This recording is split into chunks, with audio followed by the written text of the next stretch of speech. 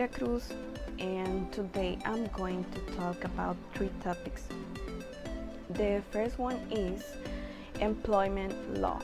The second one is translating contract, and the third one is e-contract.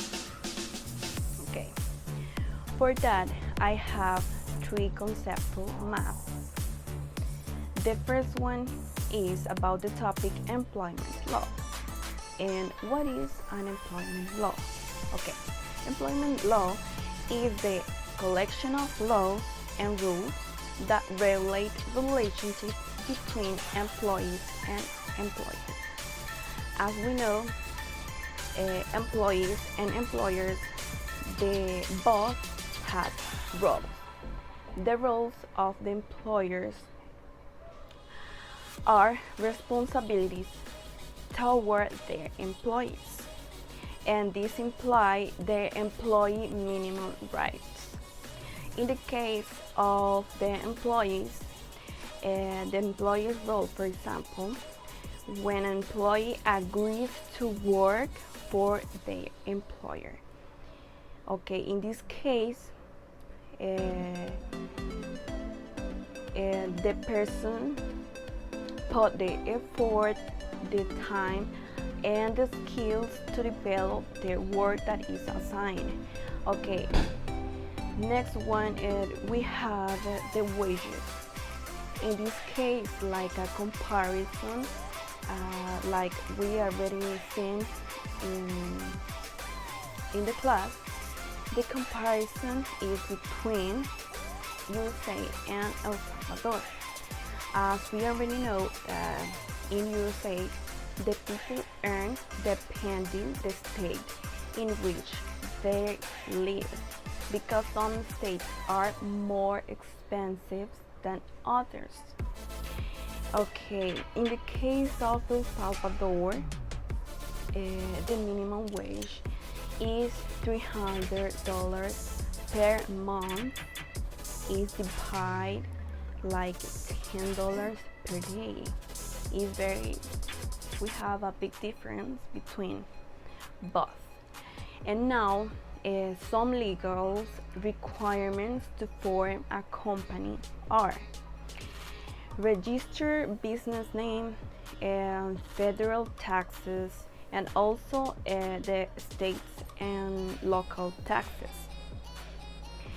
This is applied for United States, but also in El Salvador is almost the same in this case.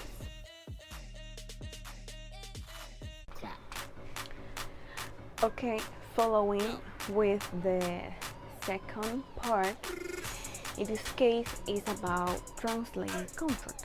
And what is a translating contract? Okay, in this case, is a voluntary, deliberate, and legally binding agreement between two or more parties. And for this, we have some types of contract. First of all, we have the implied contract, we have the express contract, we have the unilateral contract, and the bilateral contract. The implied contract, in this case, the written or verbal agreement is not necessary.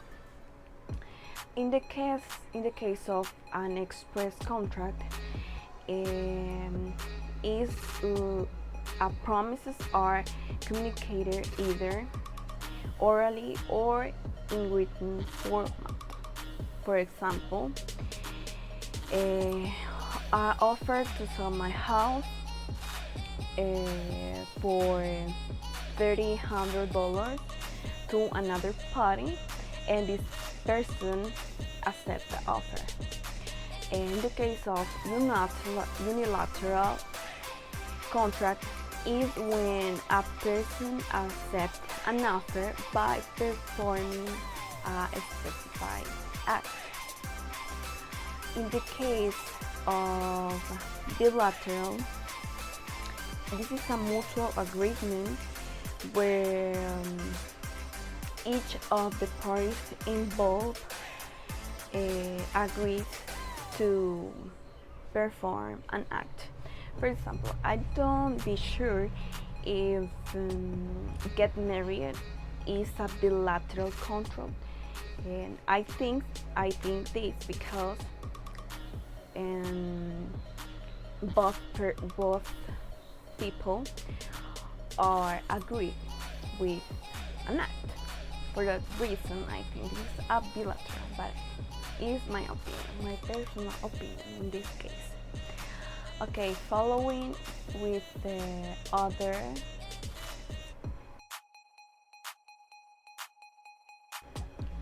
Okay, and this is the last topic, and it's about an e-contract.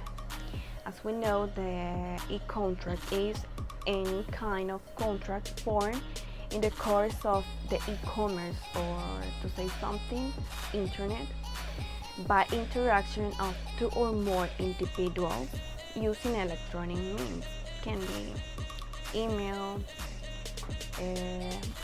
well, mostly email. The two main parties that form an e-contract are the originator and the addressee. The originator, in this case, is a person who sends, generates, stores, or transmits any electronic message to be sent. And this case does not include an intermediary. The addressee is a person who is intended by the originator to receive the electronic record, but does not include any intermediary. Okay, for example, when we are using an app, well, for example, WhatsApp. When we download, automatically we can see the terms and conditions to be accepted. When we accept this, it requires that we are agree with the politics of this company, in this case WhatsApp. And it is the same with the all social media, Instagram, Facebook, Twitter, etc. And as we know, those topics are very important, because by this way we can know more about how we can use those topics to develop our skills and to know more about a contract and how does it form, and this is very important. Thank you so much.